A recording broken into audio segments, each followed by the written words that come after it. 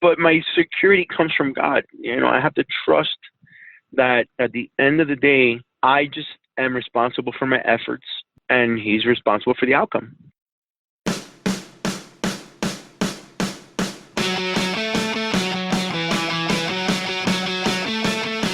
Welcome to Self-Made and Sober. I'm your host, Andrew Lassis with selfmade-coaching.com. And in this podcast, it's my job to interview people who are not only crushing it in business, but have also struggled with addiction in the past and are in long-term recovery. Be sure to join our Facebook group where we help entrepreneurs grow and scale their business at facebook.com/groups/SMC Mastermind, like Self-Made Coaching Mastermind. I hope you enjoy the show, and be sure to subscribe and rate the show afterwards so you can get notified each Friday when we put out a new episode. With me today is Joaquin Barreda. Joaquin is the founder of Clean and Sober Love app, where people who are in recovery can meet others with like-minded interests in recovery, as well as finding love. Joaquin, how are you? I'm blessed, brother. Thank you so much, Andrew. I appreciate this, and I'm doing good, man. I'm doing great. That's great to hear, man. So you just celebrated 7 years of sobriety as well. I did. August 7th, 2012 is my sobriety date, and I got to celebrate it this year on a cruise with my whole family, and it was amazing. It was nice. It's just not that it's weird, but it's definitely a different feeling when you're on a cruise. Everybody's drinking around you, and I'm celebrating my anniversary, my sobriety, anniversary. So it was really cool, though, man. I got to live that moment with my family, my kids, my wife, and it was nice. Definitely nice. That's crazy, because most times when you're on a cruise, it's in order to get wasted and not really have to deal with the consequences of driving or seeing people out in public when you're just completely wasted. So that's so cool that you get to celebrate that. My wife and I we got engaged in Ireland on St. Patrick's Day. And it was this is, if there was ever a good time to get wasted, I'd say St. Patrick's Day in Dublin at the St. Patrick's Cathedral right after getting engaged would be like a pretty good, hey, we should drink right now. And we had, I want to say like 4 years sober at the time, or I had 4, she had 2. And it's really funny how you can go anywhere, man, even sober. I used to think that if I'm not drinking, then my life's going to be just pointless. Like, what's the point if I can't even drink? Like, what's going on in your head in 2012 when you decide to get sober? So that's actually, that was a topic in a meeting that I was just at. I brought somebody in brand new, I 12-stepped him. He comes in and he's like, dude, what am I supposed to do? Like, I have a boat. Like, I got to sell a boat now. And I'm like, no, man. Like, your life doesn't end. If anything, it begins. Like, you actually get to enjoy these things that you have, like your family, your kids, where you go, sleep, like all these things. Not at work, like you get to enjoy things now. And it's just so funny the way the alcoholic mind, or that disease, how it just consumes the way you think. It's so funny. Yeah. So what's going on in your life when you decided, like, this is it? It is August 7th, 2012, and you wake up in the morning. What's happening?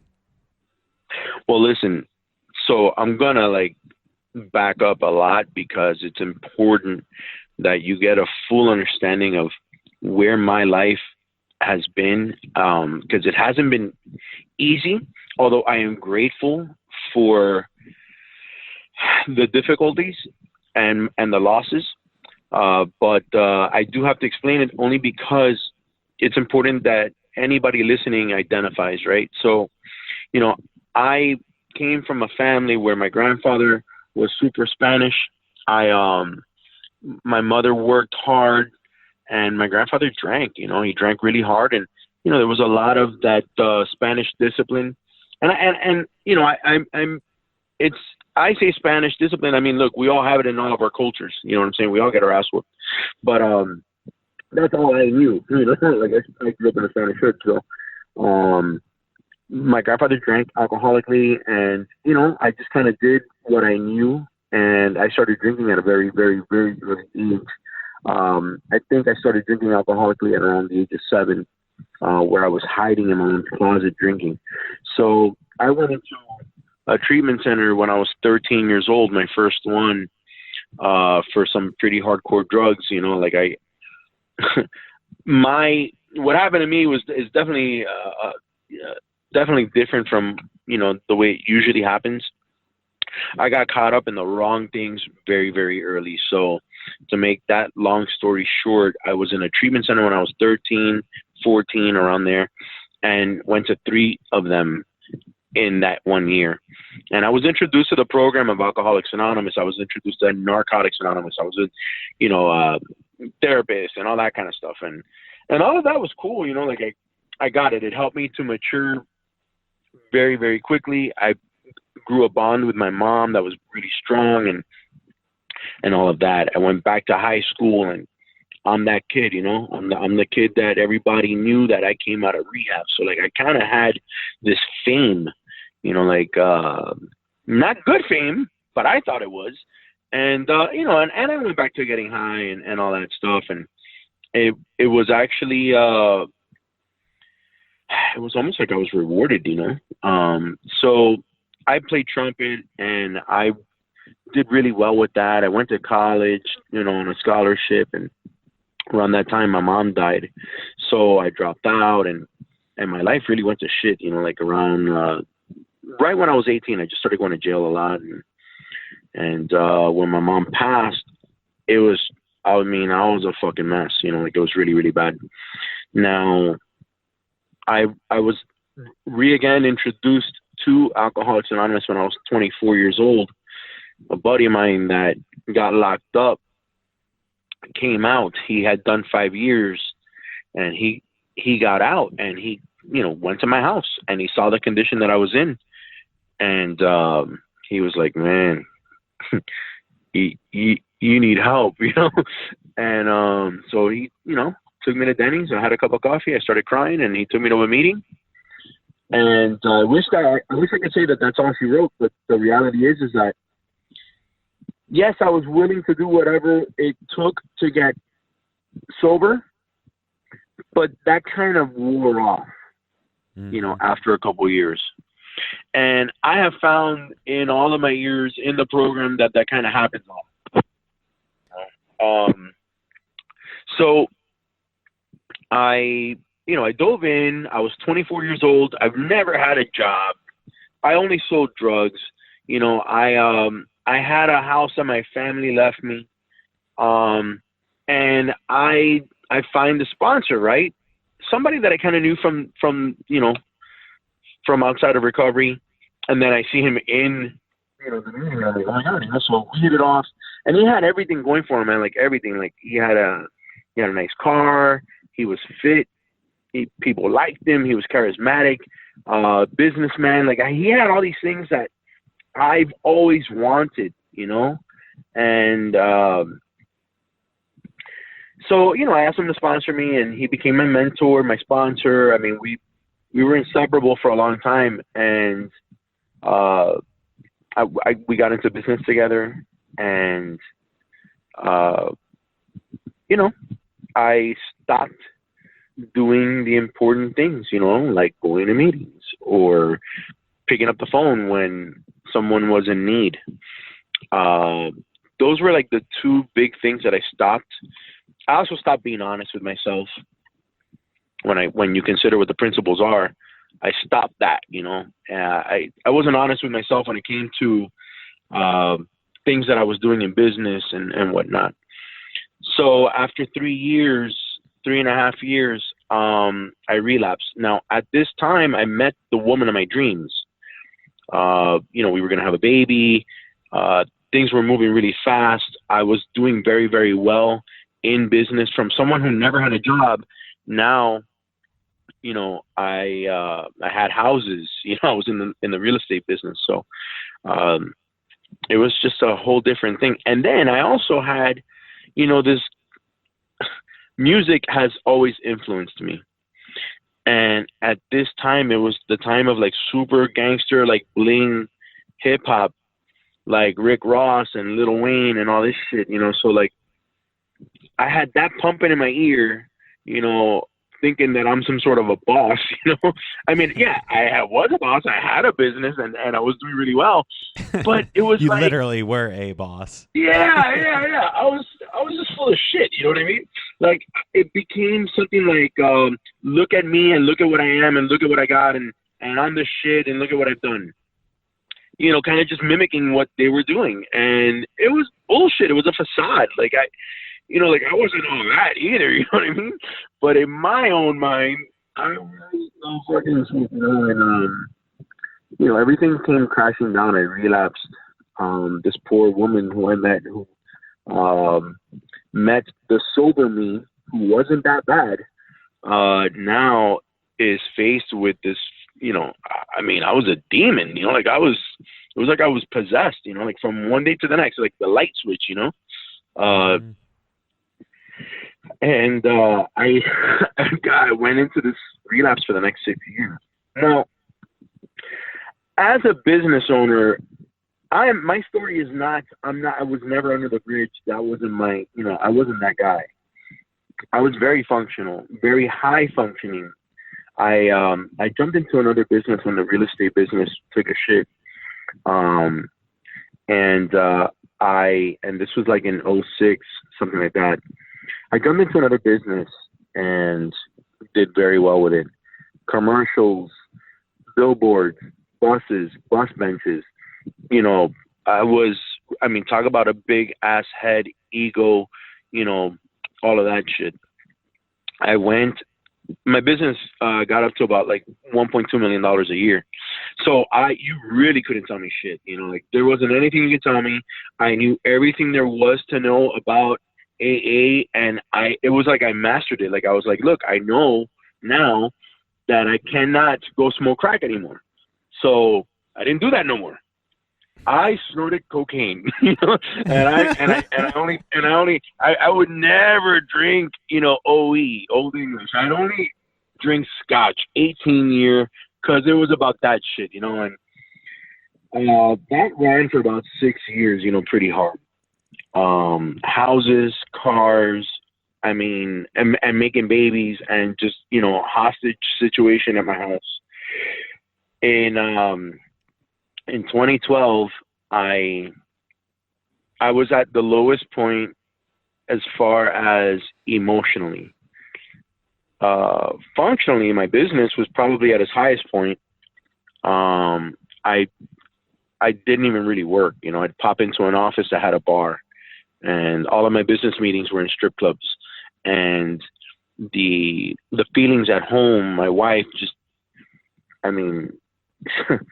she had no idea. She had no idea who was going to come home, when I was going to come home.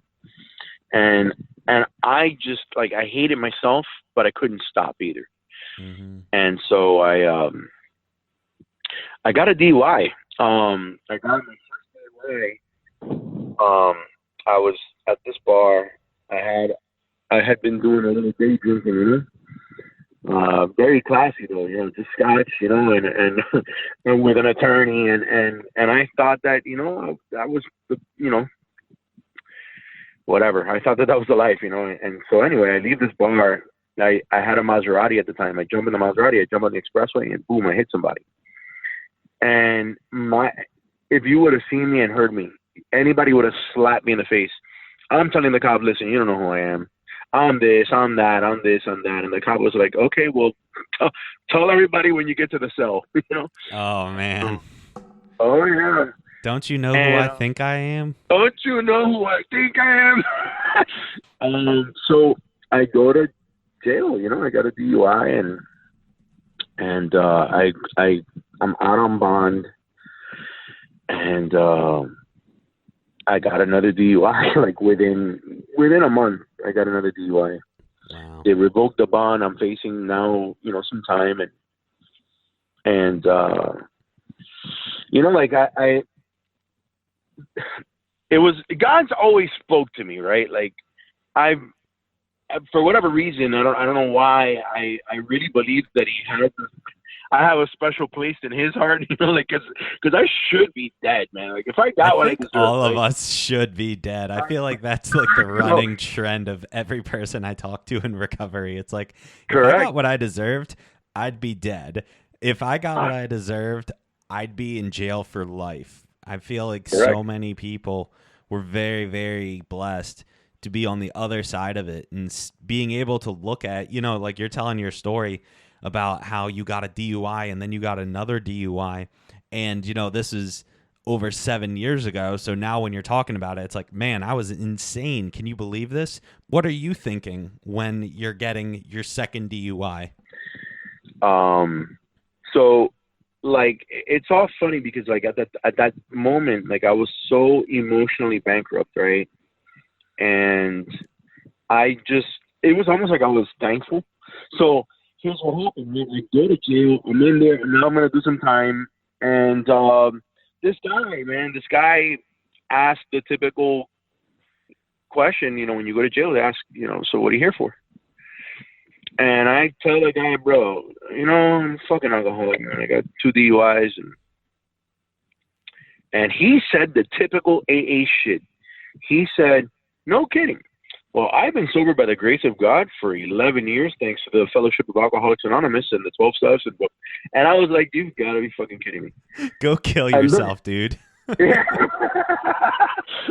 And then I jump up on my top bunk, and there's this black dude right across from me on the next bunk, and he's reading the Bible, and he's like, hey, man, you believe in God?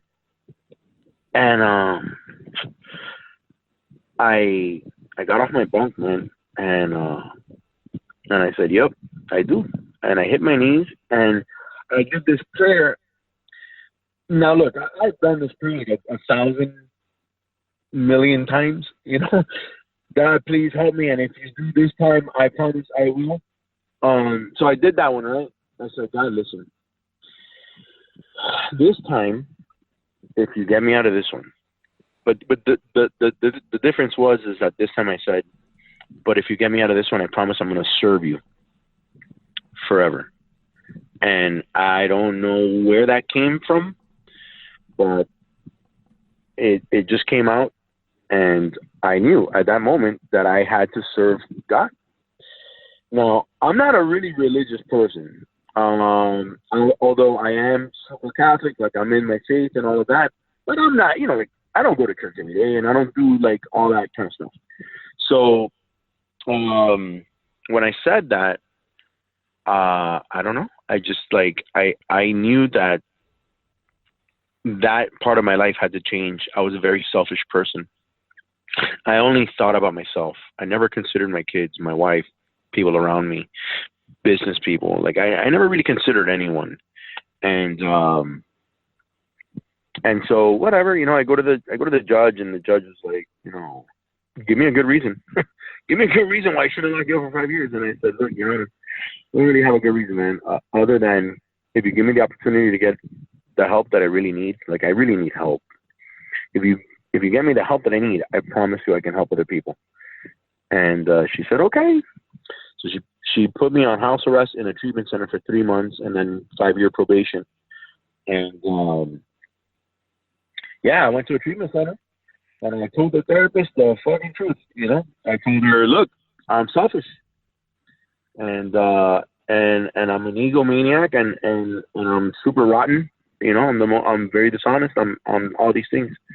And she said, well, the only way to combat that selfishness is by being selfless. So this is what you're going to do. And she gave me a whole outline of things I should be doing, action steps. Now, my business at this time, I had to leave. Like I couldn't run my business from jail, right? Or from the treatment center. So it took a shit. My business from one day to the next shut down, and there was no way to the overhead had to keep going, and it just depleted everything. From one day to the next. It was a 4 month. We bled the money and shut down in 4 months. So in the treatment center, I learned a lot about myself. As a matter of fact, so I go into I don't really count the time in jail for whatever reason. I don't count that as sobriety. So I marked it, August 7th, the day that I went into the treatment center. So September 7th, my daughter was born, and she was born. I couldn't be there. And that was one of those things where, that destroyed me. As much as shitty as I was, I still always tried to be there, with my kids. Although I wasn't, but it really it was one of those things where I never wanted to not be there for my kids. And as much as it hurt, it was one of those things where it had to happen in order for me to appreciate what I have today. Mm-hmm. So my daughter was born. I wasn't there, and I eventually, I get out of the treatment center and I jump into the real world, and I went from driving all these cars to I had to drive a bicycle. My wife bought me a bicycle, and I made the determination that I was gonna only hit meetings in the morning. Nothing late, because I did not want to go to a meeting where I was possibly going to fuck somebody. I needed to make sure that I was going to be around people with long-term sobriety that I was not going to have sex with. That, my whole mentality changed. I wanted to make sure that I was going to be all about the program. So I would wake up at 5:30 in the morning, ride my bicycle all the way to to the closest meeting. It's about 2 miles away, and it was a bunch of old people, 7 in the morning, and they all had a lot of time, and it was my meeting for a long time. I jumped into the program very, very hardcore. I got a new sponsor. I started working the steps, and all I thought about was helping other people. My business slowly came back, and I built that back up, but the whole time, all I can think about was helping other people. And to this day, that's what the center of my universe is how can I serve God better? I did dive into my faith pretty strong. I dove into the program pretty strong. So I was in my house, newly sober, and I see this Farmers Only commercial. I don't know if you've ever seen it, but it was basically a dating website for farmers, right? Mm-hmm. And it's the corniest thing in the world. It's so corny. And I was like, dude, if they got that for them, there's got to be something for us, right? And I go online and I'm looking, and I saw dating sites for people in recovery, but they were super outdated. These sites were from the first modem, it was mm-hmm. It was really, really bad, right? And I was like, dude, I wonder if I did a little dating site, for people in surprise. So I bought up a whole lot of domain names, and I kind of paused it because I had another business and other things that I was doing, and that was that. I didn't really do anything with it. So in sponsoring a lot of other guys, working, with a lot of people, it kind of seemed like the common denominator in our first year is, okay, so I'm better now. I think I'm ready to date now. So how do I do it? Where do I go? Because you can't exactly go to your little AA meeting and start praying on girls, right? That ain't right. That ain't cool. Yeah, it happens, it happens. But yeah, my experience with my wife was from POF, so I think it's interesting that your app. And when did you when did you first officially launch Clean and Sober Love? So we launched on February 14th last year, and obviously Valentine's Day, and yeah, so like it was something that I when I thought about the website and all of that, I've been helping a lot of guys. It didn't make sense to have a website because apps are what run everything now. So after having this long conversation with one of my sponsees, he told me that he was using all these other apps. So that's when I investigated it and I kind of jumped into it, head first. And so yeah, we went live February 14th. Really with just a prayer, like, I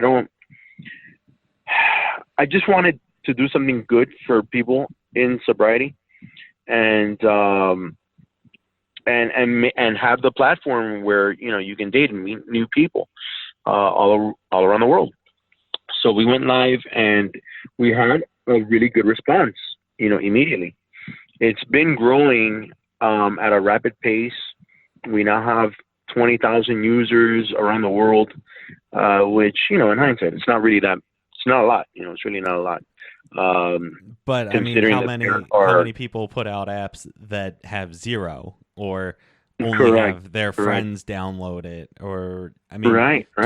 Getting 20,000, I mean, I look at 20,000 and I mean, I'm far from like a hot shot, but like my company's worked on about 25,000 different people. And so I have like a relative idea of what 25,000 participants in something I built looks like. And I mean, it's not for nothing. I mean, most people probably couldn't put something together that gets tens of thousands of other people to raise their hand and say, I'm interested in this. So what do you think has been part of the success of the Clean and Sober Love? So here it is. The success, it comes with what we stand for, right? Which is the whole recovery aspect of it. We're not just a dating app where it's, a sex app. It's also, you also have this community, right? So along with our Instagram, and all of our pages, on Facebook and everything else, there's a recovery community behind it. So we're talking about, relationships, communication, life skills, emotional, mental, spiritual. There's a lot of content behind it, so that when you do meet somebody, you know how to build a relationship. And I believe where we go wrong in our relationships is that we don't know how to maintain them. So, I've been striving to teach all these things. We have a strong team, Brad and Amy, who's out in California. We have a lot of people that are behind what we do. We have a celebrity that I cannot mention yet because we're in the middle of a contract, but what he's gonna bring to the table is gonna be humongous. So like the goal is to shed light on something that has such a negative connotation, and the reality is that, look, a lot of people live with this. It's not, and the 12 steps isn't the only way. However you get there, however you find sobriety, great. Just hang on to it, whatever it takes, hang on to it. And, our message is that we can meet each other on this plane, on a spiritual plane. And if romance is in the air, well, then fantastic. That's awesome. But, just being able to connect with so many people around the world, I mean, for me I'm just blown away. I'm traveling a lot now. And when I see the response, I mean, I'm floored because this came from the desire to want to help, and that's it. I think when you come from a place of service, someone very close to me, he had said, if you make your business about service, it can't fail. And I've tried to Mm. keep that in the forefront of my mind anytime when things, there's peaks and valleys in businesses, and like, as much as I'd love when we have those killer months where everything just goes great, we also have those months where things don't go the way that I want. And that just kind of comes That's with right. entrepreneurship. But if your focus is on doing right by the customer and doing right by, providing the service that you are uniquely qualified to provide, when you look at it that way, I mean, you can't fail. And it's always been my experience when I'm not focusing on the bottom line. And I mean, don't get me wrong, like anybody who works with me knows, like that is very important because I mean, you can't sustain something without revenue. But when I'm focusing on the bigger picture and what does God want, what is the right thing to do, not what thing will make me the most money, but what is the next right thing to do, things always seem to just fall into place. And have you had anything in particular that you think has had a big impact? Like if there were one or two things where you were like, we tried this and it worked really well, what were those? So the what worked really well was building a team of people that appreciated the concept. So building, who it is that you have around you is extremely important. Um, Look, in business, in my other business, I was very, very cutthroat for a long time. I did a lot of illegal things. I paid for it. I was indicted and everything. And I knew now that, or I know now that, just like you said, I got to do the right thing. So I built this team around me, and that was very, very important. Now, the other part of it is business, right? You said it. I have to take a stock of what I'm doing. So organizing and doing these storyboards or brainstorming sessions was very important as well. Like the creativity and the imagination of what could be is extremely important. Not focusing so much on, okay, so how am I going to make money and I got to make this happen? Yes, you have to have deadlines and yes, you have to plan. But if I make it all about the money, it's just not going to happen. So tearing myself away from the that need and want to succeed financially and turn this into something spiritual has made everything so much easier because I'm able to accept those peaks and valleys, right? Because this shit's gonna hit the fan at some point. Things have happened where, we've done some, we've tried a campaign that was just like, why'd we do that? I burned through all this money, it didn't work. I have to accept it. All right, listen, it didn't Yeah, work, I no mean problem. that is entrepreneurship though. I mean, I've had some extremely successful campaigns that cost a couple $100, and I've had gigantic flops that cost tens of thousands of dollars. Oh So I yeah, mean, it can go either way, it's correct. never.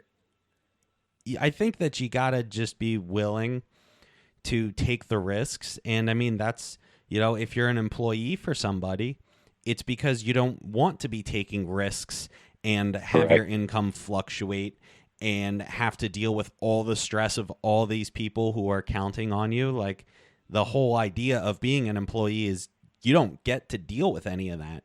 But on the flip side, as the entrepreneur, we get to try things that can blow up in our face. And if you're afraid of failure, it's the wrong job for you. It is not fun a lot of times, but when you get those big wins, and I've been very blessed. I was talking with my director of operations yesterday, and we realized that in a couple years ago, we had like four back to back to back to back, just grand slam, huge life changing opportunities that we were just kind of taking for granted at the time, where we were just like, oh, yeah, everything we touch is just incredible because we're so smart and we're so great at what we do. And then just like the well dried up, and it was like, you know what? Those things were really, really fortunate. And we got to keep grinding and keep our pedal to the metal, because if you just coast, it'll work if you're like an employee and you can find the least amount of work that you can do to get by and keep your job. But as an entrepreneur and as someone who's building something bigger, you have to keep going forward all the time. It's like a professional athlete, you know, they get paid millions of dollars to perform a couple hours every week, but they are practicing nonstop the same things that they've been practicing for years and years and years to continue to get better and better and better. And if we just think that, well, I had some success, like I'm good, everything's great, like it'll tail off. But when you make it about service and helping others, finding a bigger why, which is exactly what you did, it doesn't even matter. It's really crazy how you can just take something that's, I mean, you saw a commercial for Farmers Only. Yep. That's the turning point, man. Farmers Only. Clean and sober love, brought to you by Farmers Only commercials. Correct. Yeah, you're dead on.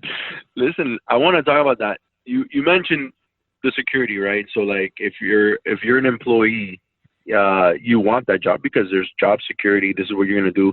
But then, you know, that's it. You know, you're capped, right? And but you have job security.